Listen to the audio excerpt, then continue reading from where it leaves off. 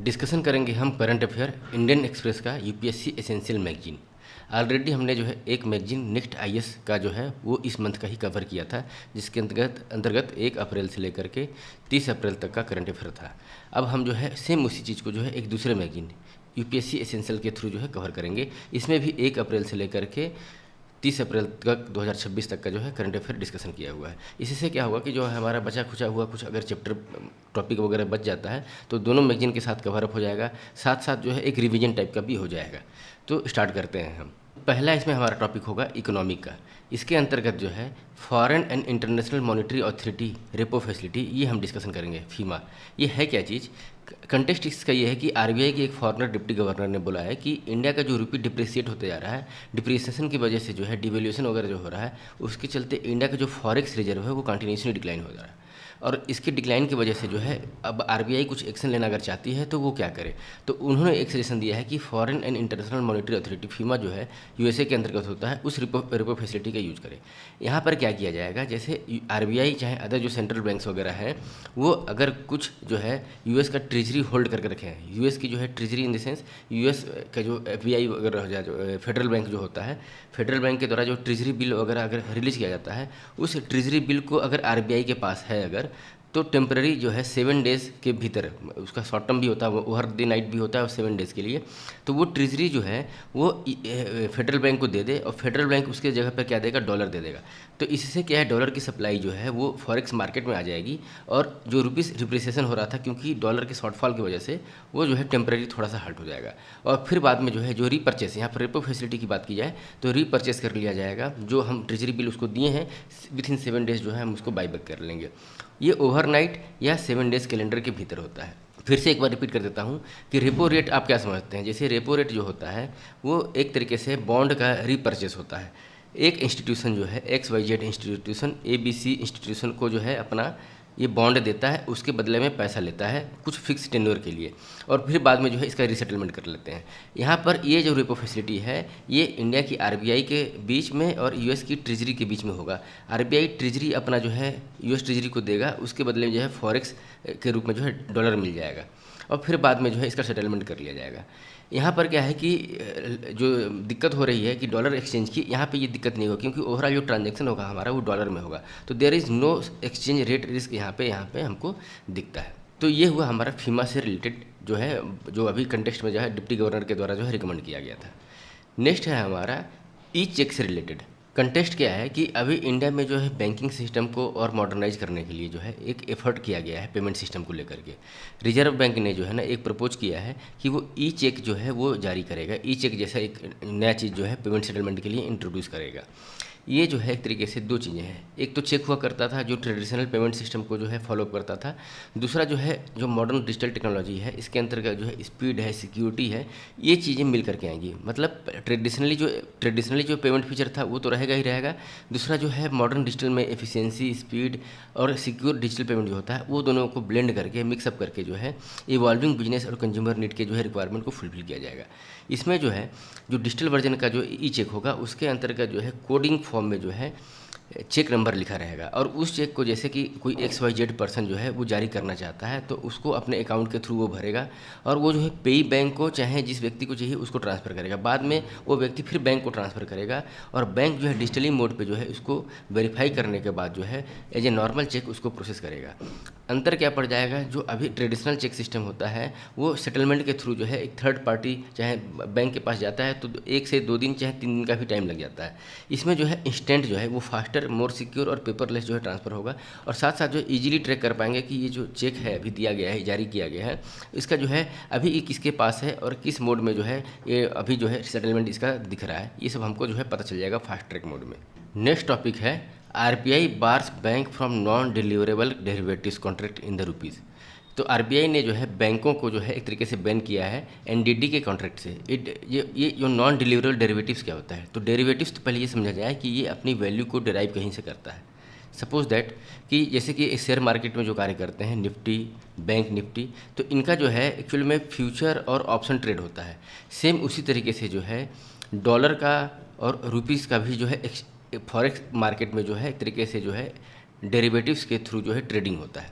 Derivatives की trading का मतलब ये हुआ कि जो भी वैल्यू है, डॉलर की वैल्यू मान लीजिए रुपीज़ के अगेंस्ट में 95 रुपये, $1 95 रुपये है, तो इसको जो है ट्रेड करते हैं जो ट्रेडर्स एक तरीके से हेजिंग के लिए और स्पेकुलेशन के रूप में जो है करते हैं कि एक बेट लगाते हैं कि $1 के अगेंस्ट में जो है मान लीजिए कि जुलाई आते आते तक जो है 100 रुपये चला जाएगा रुपया $1 के अगेंस्ट में, तो ये एक तरीके का बेट लगाते हैं यहाँ पर जो है, फिर जो है रुपीज़ खरीदेंगे डॉलर के अगेंस्ट में, फिर उसको 100 रुपये आएगा तो सेल कर देंगे।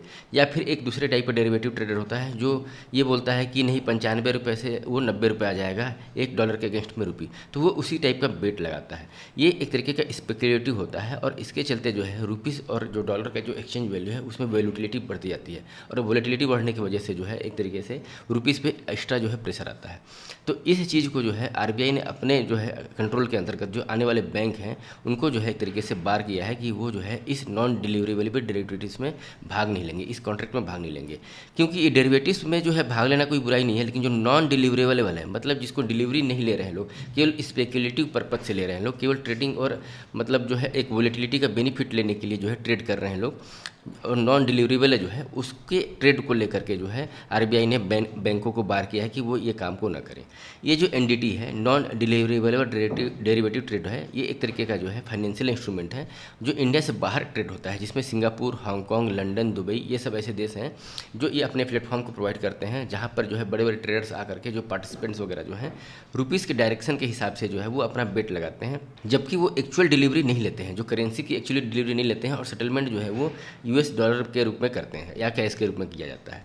इससे जो है मतलब एक तरीके का जो है स्पेकुलेटिव आता है, हेज फंड्स वगैरह जो है फॉरेन इन्वेस्टर जो है वो एक्चुअल में पर्पजफुल करते थे, लेकिन जो अननेसेसरी का जो स्पेकुलेशन वगैरह हो रहा था, ये जो है इस चीज़ को कर्ब करने के लिए आरबीआई ने ये डिसीजन लिया है। नेक्स्ट है बॉक्साइट माइनिंग से रिलेटेड। कंटेस्ट क्या है कि अभी क्लैश हुआ है ट्राइबल विलेजर्स जो हैं उड़ीसा में, काशीपुर रायगढ़ डिस्ट्रिक्ट में, और उसके अंतर्गत जो है 40 पुलिस वाले और 25 गांव के लोग जो है इंजर्ड हुए हैं 7 अप्रैल को। ये जो है बॉक्साइट माइनिंग से रिलेटेड जो प्रोजेक्ट चल रहा है, और खास करके गाँव को कनेक्ट करने के लिए, जहाँ पे जो है सिजामिली बॉक्साइट माइन है वहाँ पर रोड का कंस्ट्रक्शन हो रहा है जो सीधे इस बॉक्साइट माइन्स को जो है कनेक्ट करेगा। तो उस डेवलपमेंट प्रोजेक्ट को लेकर के जो है जो विलेजर्स था उनका जो गुस्सा था ये पुलिस पे टूट पड़ा। वो चाहते नहीं है कि इस एरिया में जो है इस टाइप के जो है प्रोजेक्ट्स वगैरह है, क्योंकि जिस हिल पर, खास करके जो ईस्टर्न घाट हिल पर जो ये माइंस वगैरह स्थित है, उसको वो सेक्रेड ग्रुप मानते हैं, वो एक तरीके से भगवान के रूप में उसकी पूजा करते हैं। बॉक्साइट रिजर्व के बारे में देखा जाए तो ये 1500 हेक्टेयर एरिया में फैला हुआ है, रायगढ़ और कालाहांडी डिस्ट्रिक्ट मिला करके, और ऐसा अनुमान है कि 311 million ton high grade bauxite जो है यहाँ पर एक्सट्रैक्ट किया जा सकता है इस माइंस के थ्रू। और सिजामली माइंस जो है वो वेदांता का जो एल्युमिनियम रिफाइनरी है लांजीगढ़ कालाहांडी डिस्ट्रिक्ट में, वहाँ से जस्ट जो है बहुत नज़दीक है, जिसकी प्रोडक्शन कैपेसिटी जो है 5 मिलियन टन पर एनम है। 2023 में जो है ये वेदांता को माइंस थ्रू द ऑक्शन मिला था। ये बॉक्साइट जो होता है ये बेसिक रॉ मटेरियल है एल्युमिनियम का। एल्युमिनियम बनाने के लिए हमको जो है बॉक्साइट को प्रोसेस करके जो है एल्युमिना में कन्वर्ट किया जाता है। इसको बॉक्साइट को रिफाइन करके एल्युमिना में कन्वर्ट किया जाता है, फिर एल्युमिना को रिफाइन करके जो है एल्युमिनियम में कन्वर्ट किया जाता है। तो 2 प्रोसेस है, बॉक्साइट से एल्युमिना बनता है हमारा Al2O3, और फिर Al2O3 से जो है हमारा एल्युमिनियम बनता है, प्योर एल्युमिनियम। तो इस प्रोसेस को जो है एक तरीके से एल्युमिनियम के लिए सबसे इंपॉर्टेंट है बॉक्साइट। फिर बाद में ये जो है अब, और एल्युमिनियम के बारे में अगर देखा जाए तो अर्थ का जो क्रस्ट है इसके अंतर्गत सबसे मोस्ट अबंडेंट मेटल, सबसे ज़्यादा पाया जाने वाला मेटल जो है वो एल्युमिनियम है। और एलिमेंट के रूप में देखा जाए तो सबसे ज़्यादा अगर कोई एलिमेंट है ऑक्सीजन, जैसे अर्थ क्रस्ट में एल्युमिनियम है, अर्थ क्रस्ट में देखा जाए एलिमेंट के रूप में तो ऑक्सीजन है पहले नंबर 1 पे, दूसरे पे सिलिकॉन है, और तीसरे पे जो है हमारा फिर से एल्युमिनियम आ जाएगा। और अगर वैसे मेटल की बात की जाए, क्योंकि ऑक्सीजन भी मेटल नहीं है और सिलिकॉन भी मेटल नहीं है, तो मेटल में अगर देखा जाए तो नंबर 1 जो है वो एल्युमिनियम है। और Indian bureau of mines 2022 yearbook के अगर अकॉर्डिंगली देखा जाए तो उड़ीसा एलोन जो है 41% ऑफ इंडियाज बॉक्साइट का जो है रिसोर्स होल्ड करता है। इंडिया में बॉक्साइट का जितना भी रिजर्व है उसका 41% हमको उड़ीसा में मिलेगा, जो कि लीडिंग प्रोड्यूसर भी है। 2021-22 के अंतर्गत जो है उड़ीसा 73% जो है टोटल प्रोडक्शन ऑफ इंडिया का जो है बॉक्साइट हमको उड़ीसा से मिला। तो ये हुआ बॉक्साइट के माइंस से रिलेटेड उड़ीसा का क्या इसमें रोल है और सिजामली माइंस में क्यों क्लैश हुआ। नेक्स्ट है बिटुमेन से रिलेटेड। कंटेस्ट क्या है कि जो वेस्ट एशिया में लड़ाई चल रहा है, युद्ध चल रहा है, उसके चलते जो क्रूड ऑयल की सप्लाई बाधित हुई है, उसके चलते ये बिटुमेन पेंट जो है अवेलेबल नहीं हो रहा है। बिटुमेन एक तरीके का रॉ मटेरियल है जो कि क्रूड ऑयल से डिराइव होता है, जो बाइंडर के रूप में रोड कंस्ट्रक्शन के रूप में यूज किया जाता है। ये क्या है, एक तरीके से बाइंडर रहता है जो कि सैंड, ग्रेवल्स, जो क्रस्ट स्टोन वगैरह जो है एस्फाल्ट वगैरह से मिलते हैं, उसको एक तरीके से बाइंड करता है, और ये जो पिच जो है वो यूज किया जाता है रोड कंस्ट्रक्शन में। तो PW डिपार्टमेंट का जो रोड कंस्ट्रक्शन वगैरह प्रोजेक्ट है वो अपना जो है है स्लो हो गया है, क्योंकि बिटुमेन की सप्लाई जो है वो बाधित हो गई है। ये एक तरीके से वाटर प्रूफ, एडहेसिव और फ्लेक्सिबिलिटी जो है ये ऐड करता है, और रोड को जो है हाई ट्रैफिक और वेदर कंडीशन में भी विथ स्टैंड करने के लिए जो है सपोर्ट करता है। तो रोड कंस्ट्रक्शन में बिटुमेन का बहुत ज़्यादा इंपॉर्टेंस है। और क्रूड ऑयल की सप्लाई जो वेस्टर्न एशिया में जो युद्ध चल रहा है उसके चलते बाधित हुई है, इसके चलते ये जो है न्यूज़ में है अभी। नेक्स्ट है वेनेजुएलियन क्रूड ऑयल से रिलेटेड। कंटेक्स्ट क्या है कि इंडिया जो है लाइकली जो है डिलीवर लेने वाला है वेनेजुएलन ऑयल को 10 से 12 मिलियन बैरल। इस मंथ में जो है 10 से 12 मिलियन बैरल जो है वेनेजुएलन ऑयल जो है इंडिया पे आ सकता है, और ये जो है 6 साल का हाईएस्ट हो सकता है। पिछले 6 सालों में हमने धीरे धीरे जो है वेनेजुएलन ऑयल को जो है इंपोर्ट करना लगभग कम कर दिया था, बंद कर दिया था। लेकिन जो है as per the commodity market analytics Kpler के द्वारा ये डाटा रिलीज किया है कि इंडिया दोबारा जो है वेनेजुएला का ऑयल परचेज करेगा। वेनेजुएला का ऑयल, एक तो अमेरिका का जो सैंक्शन था उसके चलते इंडिया नहीं ले रहा था। दूसरा, अगर क्रूड ऑयल को देखा जाए वेनेजुएला का, वो हेवी और स्लोअर कोड है, मतलब वो हेवी तो है ही और सुअर भी, सोर टाइप का है। सोर का मतलब जो है हाई सल्फर कंटेंट है। जब किसी क्रूड ऑयल में सल्फर कंटेंट ज़्यादा हो जाता है तो हम उसको सोर बोलते हैं, और सल्फर कंटेंट कम रहता है तो हम उसको स्वीट बोलते हैं। सल्फर कंटेंट के हिसाब से ही जो है इसके स्वीट और सोर का जो है डिफाइन किया जाता है। लेस देन 1% है तो स्वीट है, और मोर देन 1% है तो हम उसको बोलते हैं कि सोर है। और हेवी होता है, थिक होता है, जिससे उसका एक्सट्रैक्शन जो है वो कॉस्टली पड़ जाता है। थिकर होता है, डेंसर होता है, तो ये एक तरीके से जो है लो ग्रेड का क्रूड ऑयल होता है। तो इसलिए इंडिया इसको इंपोर्ट करने में इंडिया को नुकसान ये भी होता था कि इसका जो एक्सट्रैक्शन जो होता है, डिस्टिलेशन, जिसके चलते जो है इससे पेट्रोलियम और डीजल, केरोसिन वगैरह जो हम एक्सट्रैक्ट करते थे वो हमको कॉस्टली पड़ जाता था। दूसरा ये है कि यूएसए का सैंक्शन भी था, इस वजह से जो है इंडिया इसको जो है परचेस नहीं कर रहा था। लेकिन अभी जो है वेनेजुएला में जैसे जो है जो पॉलिटिकल चेंजेस चेंज होकर के आई हैं और यूएसए का सैंक्शन भी हट गया है, तो और जो मिडिल ईस्ट में वार चल रहा है उसको बाईपास करते हुए इंडिया ने जो है वेनेजुएला से ऑयल परचेस करने के लिए जो है अभी कदम आगे बढ़ा लिया है। और यूएसए भी जो है वेनेजुएला से ऑयल परचेस करता है सस्ते दामों पर, क्योंकि यूएसए के पास ऐसी टेक्नोलॉजी है कि वो इजीली जो है वेनेजुएला के क्रूड ऑयल को डिस्टिलेशन के थ्रू जो है एक्सट्रैक्शन करके जो है यूज अपने लिए कर लेता है। और खुद यूएसए में जो है लाइट कैटेगरी का स्वीट जो क्रूड ऑयल है उसको जो है वो बाहर सप्लाई करता है और इंटरनेशनल मार्केट में प्रीमियम दाम पर वो बेचता है। तो इंडिया अब जो है इस दिशा में कदम आगे बढ़ा रहा है कि किस तरीके से वो वेनेजुएला के ऑयल को परचेस करेगा। बैकग्राउंड अगर देखा जाए तो इंडिया जो है कि स्पेसिफिकली जो एक प्राइवेट इंस्टीट्यूशन है रिलायंस इंडस्ट्रीज लिमिटेड, वो जो है रेगुलर बायर रहा है वेनेजुएला क्रूड ऑयल के।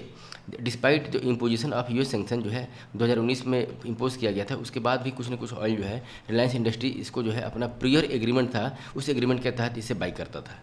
लेकिन अमेरिका में 2019 के सैंक्शन के बाद धीरे धीरे जो है ऑयल परचेस कम हो गया, और जो है 2019-20 अगर देखा जाए डाटा तो इंडिया और वेनेजुएला के पास जो ट्रेड था $6.40 बिलियन का ट्रेड होता था 2019-20 में, और क्रूड ऑयल का इसमें जो है ट्रेड $6.06 बिलियन का हुआ करता था। तो अब ये जो है फिर से जो है इस दिशा में इंडिया ने कदम बढ़ाया है। नेक्स्ट है आरबीआई की मॉनेटरी पॉलिसी रिलेटेड। कंटेक्स्ट क्या है कि आरबीआई ने जो है अपनी पॉलिसी रेट होती है जिसको हम रेपो रेट भी बोलते हैं, उसको 5.25 जो है वो होल्ड करके रखा है। इन द सेंस 5.25 पहले भी चल रहा था, उसको जो है अपने जो है बाई मंथली जो समिट होता है एमपीसी का, मॉनेटरी पॉलिसी कमेटी का, उसके अंतर्गत इसको अनचेंज किया, उसको चेंज नहीं किया। डिस्पाइट जो भी इन्फ्लेशन का जो प्रेशर है, अगर इन्फ्लेशन बढ़ता है तो आरबीआई को इस रेपो रेट को बढ़ाना पड़ता है। इन्फ्लेशन अगर कम है तो इसको घटा भी सकती है, और इस रेपो रेट के आधार पे ही जो है देश के अंतर्गत जो है बाकी इंटरेस्ट रेट जो लिंकअप होते हैं, इन द सेंस आप बैंक में फिक्स डिपॉजिट करते हैं चाहे बैंक से लोन लेते हैं, वो जो है इस रेपो रेट पे ही डिपेंड करता है। ओवरऑल देश के अंतर्गत जो लोन का इन्वायरमेंट है वो इसी 5.25% जो रेपो रेट है उसी के द्वारा जो है तय होता है। और इसके अंतर्गत जो है आरबीआई ने जो अपना स्टेटमेंट डाला है, मॉनेटरी पॉलिसी का जो स्टेटमेंट निकल करके आया है, और इसमें पॉलिसी स्टैंस जो है वो न्यूट्रल रखा है। इसमें 3 चीज़ें हैं। आरबीआई का जब मॉनेटरी पॉलिसी सबमिट होता है इसके अंतर्गत 3 चीज़ें निकल के आती हैं। एक, जो अपना जो है जो स्टैंस है वो या तो न्यूट्रल रखें, न्यूट्रल का मतलब जो है कि हम आगे कुछ भी कर सकते हैं। दूसरा, एकोमोडेटिव रखें, एकोमोडेटिव का मतलब जो है हम धीरे धीरे और जो है इंटरेस्ट रेट घटाएंगे। और तीसरा जो है हॉकिश रखता है कि हम जो है और भी जो है आगे आने वाले समय में इंटरेस्ट रेट बढ़ाएंगे। तो इंटरेस्ट रेट बढ़ाना मतलब हॉकिश, इंटरेस्ट रेट घटाना मतलब एकोमोडेटिव, और न्यूट्रल का मतलब जो है हम घटा भी सकते हैं, बढ़ा भी सकते हैं, या अनचेंज भी रख सकते हैं।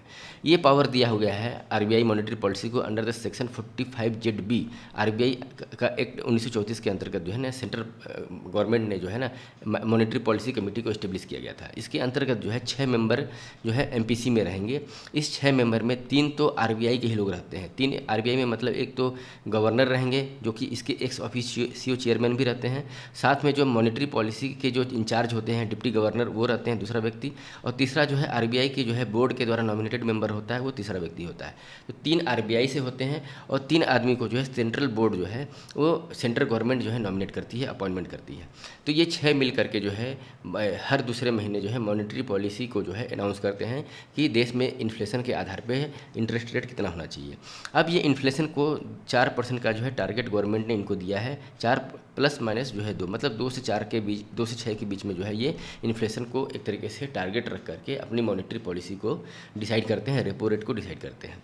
प्राइमरी ऑब्जेक्टिव जो है मॉनेटरी पॉलिसी का जो है प्राइस स्टेबिलिटी, मतलब किस तरीके से महंगाई को कंट्रोल किया जाए, साथ साथ जो है ग्रोथ भी जो है वो भी बरकरार रहे, ग्रोथ भी मेंटेन रहे। तो प्राइस स्टेबिलिटी जो है वो ये हम बोल सकते हैं कि प्री कंडीशन है सस्टेनेबल ग्रोथ के लिए। ग्रोथ और प्राइस स्टेबिलिटी दोनों जो है एक दूसरे के कॉम्प्लीमेंट्री हैं और यहाँ पर जो है आरबीआई को यही मैंडेट दिया गया है। नेक्स्ट है RBI on foreign portfolio investors limit, FPI limit on government security. तो गवर्नमेंट सिक्योरिटी को लेकर के आरबीआई ने जो है कुछ गाइडलाइंस जारी किया है। आरबीआई ने जो है अभी रिसेंटली जो फॉरेन पोर्टफोलियो इन्वेस्टर्स होते हैं उनका जो गवर्नमेंट सिक्योरिटीज़ वगैरह में इन्वेस्टमेंट होता है उसके रूल्स को अनचेंज किया है। मतलब उनका जो थ्रेशोल्ड होता है, कितना परसेंटेज इन्वेस्टमेंट कर सकते हैं, उसको जो है अनचेंज करके रखा है, लिमिट करके रखा है। जैसे कि जो है एफपीआई जो है गवर्नमेंट सिक्योरिटी जो सेंट्रल गवर्नमेंट की होती है उसमें 6% मैक्सिमम इन्वेस्टमेंट कर सकते हैं। स्टेट गवर्नमेंट की सिक्योरिटी में 2%, और जो कॉर्पोरेट्स बॉन्ड वगैरह होते हैं जैसे कि रिलायंस इंडस्ट्रीज़ हुआ, चाहे एचडीएफसी बैंक हुआ, एसीसी बैंक सीमेंट हुआ, तो ऐसे अगर जो है कंपनियां अगर बॉन्ड जारी करती हैं तो उसमें एफपीआई जो है 15% तक जो है इन्वेस्टमेंट कर सकते हैं। तो ये जो है जनरल रूट के थ्रू जो है फाइनेंशियल ईयर 2027 तक का जो है गाइडलाइंस जारी किया गया। गवर्नमेंट सिक्योरिटी एक तरीके का डेब्ट इंस्ट्रूमेंट होता है। इसमें क्या होता है कि जिस इंस्टीट्यूशन को, जैसे सेंट्रल गवर्नमेंट को, चाहे स्टेट गवर्नमेंट को, चाहे कॉर्पोरेट्स को अगर पैसे की ज़रूरत है तो उधार लेने का एक तरीके का ये सिस्टम होता है कि वो बॉन्ड जारी करें। वो पैसा जो है अपना बॉन्ड जारी करेंगे और उस बॉन्ड को कोई फॉरेन पोर्टफोलियो इन्वेस्टर परचेज करेगा तो इस कंपनी को, गवर्नमेंट है, कॉर्पोरेट है, स्टेट गवर्नमेंट है, तो इसको पैसा मिल जाएगा और ये बॉन्ड जो है एफपीआई को ले लेगा।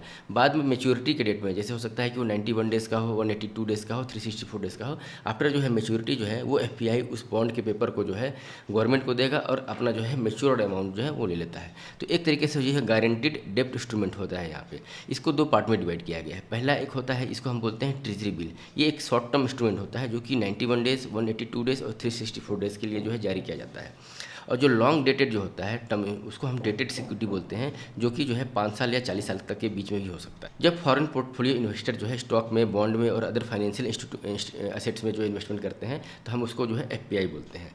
और वही जो है किसी एक इंडस्ट्री में ग्रीनफील्ड हो चाहे ब्राउनफील्ड हो, उसमें जो है इन्वेस्टमेंट होता है उनके द्वारा, तो हम इसको बोलते हैं फॉरेन डायरेक्ट इन्वेस्टमेंट। इसमें जो है एक तरीके से जो है पैसे के साथ साथ जो है टेक्निकल एक्सपर्टाइजेशन, ऑपरेशनल और मैनेजमेंट कंट्रोल भी जो है जो फॉरेन इन्वेस्टर्स हैं उनके हाथ में आ जाता है। नेक्स्ट है हमारा मैनमेड फाइबर से रिलेटेड।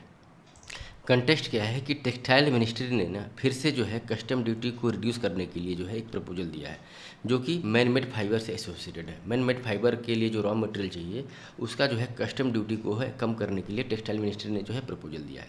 क्योंकि जो वार से इम्पेक्ट हुआ है तो इस मटेरियल जो है क्रूड, जो हमारा इनपुट मटेरियल है उसकी सप्लाई जो है बाधित हुई। ये जो मैन मेड फाइबर के लिए जो रॉ मटेरियल चाहिए ये जो है डिपेंड करता है बहुत सारा जो है हमारा वेस्ट एशियन में वार चल रहा है, क्रूड ऑयल वगैरह से संबंधित जो है ये जो है डिपेंड होता है इसके रॉ मटेरियल पे। क्योंकि जो है प्राइस और अवेलेबिलिटी जो है पॉलीएथिलीन टेराफ्थलेट जो है पीईटी जो इसका मेन रॉ मटेरियल है वो बाधित हुआ है और ये ड्राइव होता है क्रूड ऑयल से। पेट जो है पॉलिस्टर फाइबर है जो कि हमारे जो है जो भी फाइबर वगैरह जो है हमारे देश में बन रहे हैं, अपैरल वगैरह जो बन रहे हैं उसमें पेट का जो है 40% जो है कंट्रीब्यूशन है अपैरल प्रोडक्शन में। रिमेनिंग 60% आज भी जो है कॉटन बेस्ड है, लेकिन जो 40% जो है अपैरल हमारा इस पेट से बन रहा है और इस पेट का बेसिक रॉ मटेरियल जो है वो मतलब ये जो वेस्ट एशियन वार में जो क्रूड ऑयल वगैरह जो आते थे उससे संबंधित है। तो इसलिए जो है इसके कस्टम ड्यूटी को रिड्यूस किया गया है ताकि ये इंडिया में इसकी सप्लाई बाधित न हो और कंटिन्यूसली बनी रहे। ये जो मैन मेड फाइबर जो है वो 2 टाइप के होते हैं। 2 टाइप में, एक होता है सिंथेटिक और दूसरा होता है सेल्यूलोसिक। तो सिंथेटिक फाइबर जो है वो प्रोड्यूस होता है क्रूड ऑयल से और सेल्यूलोसिस फाइबर जो होता है वुड पल्प से प्रोड्यूस होता है। मेन वैरायटी अगर सिंथेटिक स्टेपल फाइबर का जो है वो पॉलिस्टर, एक्रिलिक और पॉलीप्रोपिलीन होता है और सेल्यूलोसिक फाइबर जो है वो विस्कस फाइबर और मॉडल होता है। तो बेसिकली जो है मैन मेड फाइबर के अंतर्गत जो है ये पेट मटेरियल आता है और उसके अंतर्गत जो है 2 चीज़ें सिंथेटिक और सेल्यूलोसिक होता है और इससे जो है रिलेटेड इसकी सप्लाई बनी रहे और प्रोडक्शन कॉस्ट हमारा न बढ़े, इसके लिए कस्टम ड्यूटी को रिड्यूस किया गया है टेक्सटाइल मिनिस्ट्री के द्वारा। नेक्स्ट टॉपिक है इंडिया जो है वर्ल्ड की 6th लार्जेस्ट जो है इकोनॉमी बन गई है। एक समय जो था इंडिया चौथे नंबर पे आ गई थी, लेकिन फिर से स्लिप करके 6वें नंबर पे चली गई है। According to world economic outlook, ये जो है इंटरनेशनल मॉनेटरी फंड के द्वारा जो है रिलीज किया जाने वाला जो है एक तरीके से जो है एक रिपोर्ट है। इस वर्ल्ड इकोनॉमिक आउटलुक के द्वारा जो है इंडिया को 6th लार्जेस्ट इकोनॉमी में रखा गया है, चौथे पोजीशन से सरक करके। इंडिया की जो जीडीपी इसमें बताया गया है कि 4.15 ट्रिलियन यूएस डॉलर रह जाएगी इंडिया में, जबकि 3.92 ट्रिलियन 2025 में थी, उससे बढ़ करके। सभी जो है जो टोटल वैल्यू ऑफ गुड्स और सर्विसेज के जो है प्रोड्यूस इनसाइड द कंट्री, उसकी वैल्यूएशन को निकाल करके जो है ये एस्टिमेट किया गया है वर्ल्ड इकोनॉमिक आउटलुक के द्वारा। इंडिया अब वर्ल्ड की रैंकिंग अगर देखा जाए तो नंबर 1 पे यूएसए है, उसके बाद जो है चाइना है, उसके बाद जर्मनी है, उसके बाद जो है जापान है, और उसके बाद यूके है, और इसके बाद इंडिया आता है। तो ये जो है इंडिया अभी 6वें रैंक पे आ गया है। यूके की जीडीपी जो है 4.27 ट्रिलियन यूएस डॉलर रहने की उम्मीद है। 2025 में ये 4 ट्रिलियन थी, अब उससे बढ़ जाएगी 2026 में। जापान की जो जीडीपी जो है वो 4.48 ट्रिलियन यूएस डॉलर जो है वो रहने की उम्मीद है 2025 में थी, जो कि 4.3 ट्रिलियन यूएस डॉलर जो है 2026 में रहेगी। तब भी इंडिया से ज़्यादा ही रहेंगे। नेक्स्ट है एक गिनीज वर्ल्ड रिकॉर्ड जो है अंडमान निकोबार एडमिनिस्ट्रेशन के द्वारा जो है दर्ज किया गया है। इन्होंने जो है 2 मई को जो है एक नया वर्ल्ड रिकॉर्ड बनाया है, जिसके अंतर्गत इन्होंने समुद्र के नीचे जो है स्वराज द्वीप पे जो है एक इंडिया का सबसे बड़ा जो है राष्ट्रीय ध्वज जो है फहराया गया। 60 मीटर लंबा और 40 मीटर जो है चौड़ा जो है वो ज़मीन के अंदर, मतलब वाटर के अंदर जो है फहराया जाने वाला जो है वो एक कीर्तिमान है। जिस ये स्वराज द्वीप जो है पहले इसको हैवलॉक आइलैंड भी बोला जाता था, तो इस स्वराज द्वीप पे ही जो है ये रिकॉर्ड क्रिएट किया गया। नेक्स्ट है बायोफ्यूल B50 से रिलेटेड, जो कि इंडोनेशिया में यूज किया जा रहा है। ये B50 क्या है? Biofuel in the sense ethanol जो है 50% रहेगा हमारे जो वहाँ पे जो है पेट्रोलियम प्रोडक्ट होगा, उसके अंतर्गत ब्लेंड करके यूज़ किया जाएगा। जैसे इंडिया में E20 चल रहा है, E50 की बात की जा रही है, E85 की बात की जा रही है, इवन अप टू 100% इथेनॉल की बात की जा रही है। उसी तर्ज पे जो है इंडोनेशिया के द्वारा B50 जो है बायोफ्यूल के रूप में जो है यूज करने पर जो है जोर दिया जा रहा है। क्रूड ऑयल का जो प्राइस अभी जो सर्ज हुआ है ईरान वार के दौरान जो है, तो इंडोनेशिया ने अनाउंस किया है कि वो जो है अब रोल आउट करने जा रहा है बायोफ्यूल के रूप में B50, जिसमें जो है 50% पाम ऑयल बेस्ड जो है बायोडीजल जो है कन्वेंशनल 50% डीजल के साथ वो ब्लेंड करेंगे। यहाँ पे 50% कन्वेंशनल डीजल जो रहेगा क्रूड ऑयल से जो ड्राइव होता है वो तो रहेगा ही रहेगा, 50% जो है पाम ऑयल बेस्ड जो है बायोडीजल जो है उसके साथ मिक्स करके यूज़ किया जाएगा।